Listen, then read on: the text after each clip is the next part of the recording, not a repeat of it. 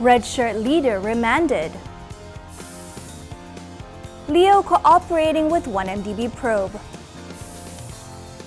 I'm Natasha Hussain and you're watching Cuppa News.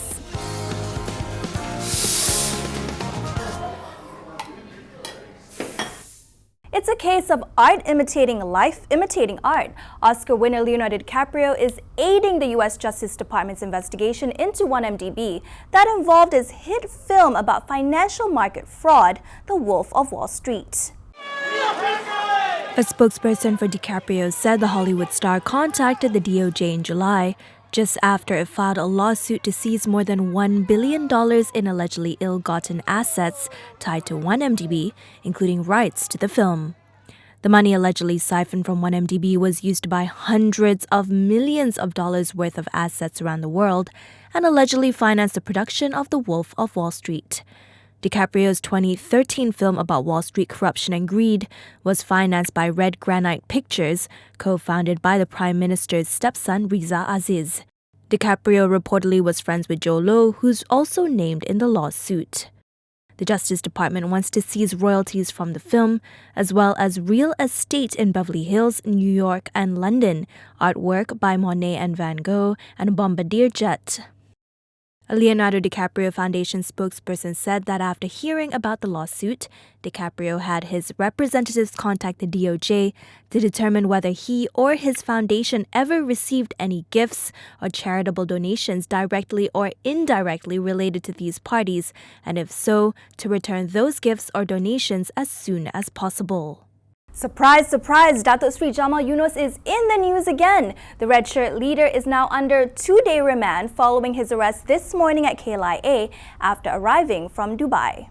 The Sungai Besar UMNO Division Chief is being held at the Dangwangi Police Lockup after several police reports were lodged against him. Polis telah mendapatkan perintah riman daripada magistrate. Ada beberapa pihak yang buat laporan ke atas beliau. Yang pertamanya siasatan di bawah Section 500 Penal Code iaitu defamation. Yang keduanya 503 criminal intimidation. Mungkin ada beberapa keterangan lain yang akan diambil ke atas beliau rentetan daripada insiden-insiden yang berlaku, termasuk insiden di Sabak Bernam. The incident in Sabak Bernam saw red shirt supporters attack men in birthday shirts. Jamal is also being probed over a Facebook post after police reports were lodged over it. He has denied it was made by him, claiming that the post, which threatened for a repeat of the May 13th racial riots, came from a fake account. Following Jamal's arrest, the red shirts are calling for the arrest of Bersih chairperson Maria Chin Abdullah and her predecessor Dato' Ambiga Srinivasan. Dan kita minta juga pihak berkuasa polis bukan saja menangkap Datuk Sri Jamal, kenapa tidak menangkap kumpulan Bersih yang juga melakukan provokasi dan juga melakukan konvoi tanpa mendapat permit.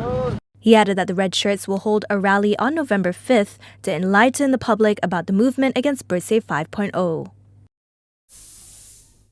In a separate development, an advisor to the Sabah Finance Ministry detained in connection with the graft probe involving the State Water Department has been released on a 500,000 ringgit bail with 2 sureties. Kota Kinabalu Magistrate Stephanie Sharon Abbey also ordered the 62-year-old to report monthly to the MECC office. The advisor, a former deputy director of the department, is the 5th suspect nabbed in connection with the case. On Sunday, the department director was released after his 12-day remand expired, while his deputy was released on Monday after being questioned for 2 weeks.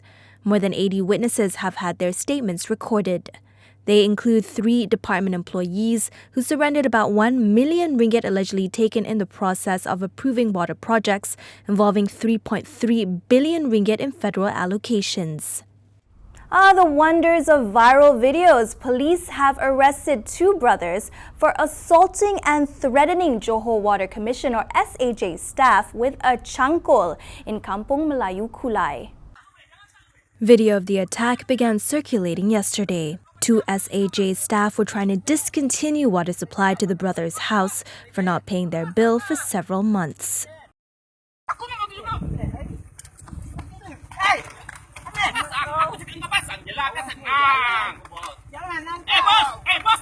One of them also threatened the victims with a cangkul. In a statement, Johor Police Chief Wan Ahmad Najmuddin Muhammad said the SAG staff member sustained soft tissue injury and the suspects will be investigated for criminal intimidation and voluntarily causing hurt. The internet, meanwhile, responded with hilarious memes.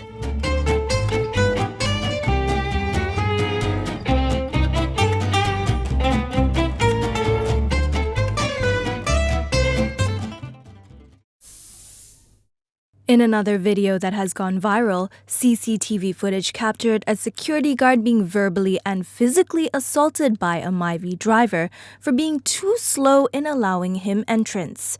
The incident is reported to have occurred at the entrance of a residential area in Sungai Long, Kajang on Sunday. The security guard, known only as Murugan, lodged a police report on the same day. Angered netizens called for the assailant to be named and shamed. In a follow-up to the Snakes in Training Pit incident, Civil Defense Department officials will meet with the parents of the school girls who participated in the program to explain the situation. Pihak APM amat menyesali dengan apa yang telah pun berlaku dan memandang serius perkara ini. Pada saat ini, model berkenaan sedang disiasat bagi mengatasi wujudnya pelanggaran mana-mana Standard Operational Procedure SOP selain tindakan-tindakan yang perlu diambil bagi membendung insiden yang sama berulang di masa hadapan. He added that snakes or any other animal are not part of the character building training program, and the incident and all those involved are being investigated. 10 trainers were suspended shortly after the incident came to light on Monday.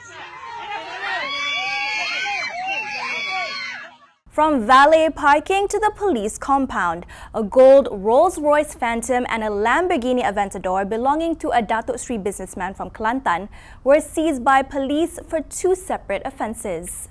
City Police Chief Commissioner Dato' Amar Singh said the Rolls-Royce bearing the number plate DSS was seized at the valet parking facility of the Pavilion Shopping Mall in KL on Monday.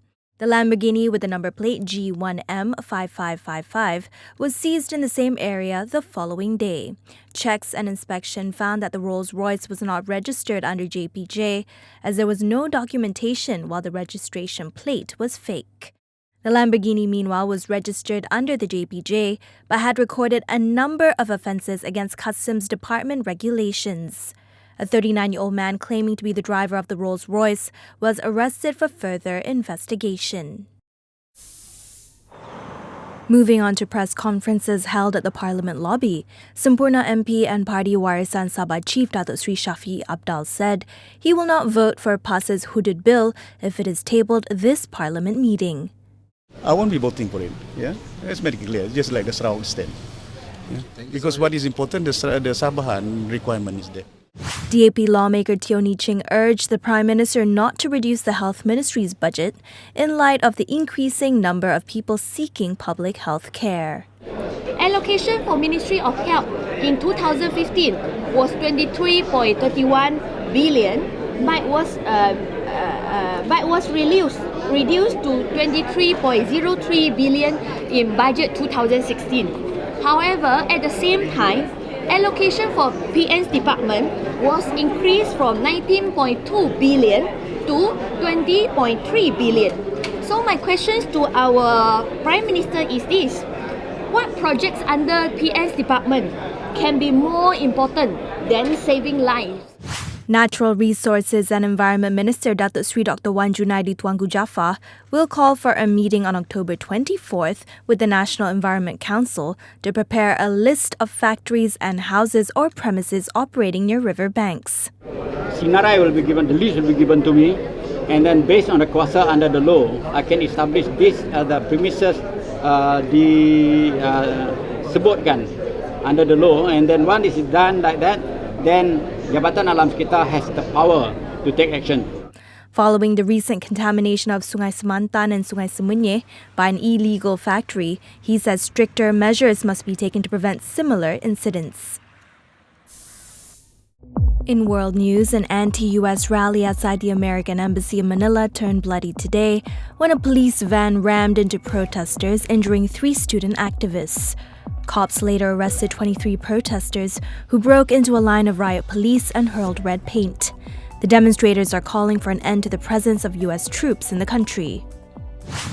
Over in Shanghai, it was no ordinary shift for these restaurant workers when a mob of men stormed the premises. After an angry argument, the group beat up several workers and trashed the restaurant. Officials have since launched a probe into the violent incident that reportedly occurred on October 7th. In the Syrian First Lady's first TV interview in 8 years, Asma al-Assad slammed Western media for their slanted coverage of the civil war. It's actually the West that is dividing our children in this conflict according to the political beliefs of their parents. Much has been said about the humanitarian situation in Syria, but in truth, the severity of the situation is beyond comprehension. The displacement, the poverty, the sickness, the suffering is possibly unprecedented. Speaking to Russia's Channel 24, Asma also defended her husband Bashar al-Assad's policies and argued that Syria will rebuild itself following the war. Vets in Zimbabwe came to the aid of a white rhino named Mark last weekend after getting his snout stuck in a car tire.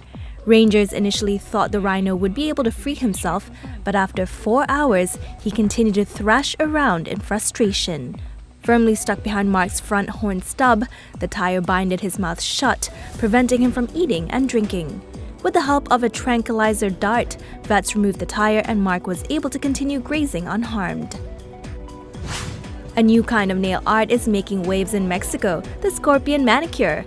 The new beauty craze sees dead scorpions glued to 1 or 2 of customers' fingernails and costs only $2.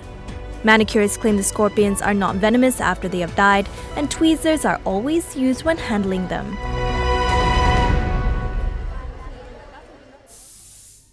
Let's see if that craze hits Malaysia anytime soon. And that's our daily serving of Cuppa News. Have an awesome night.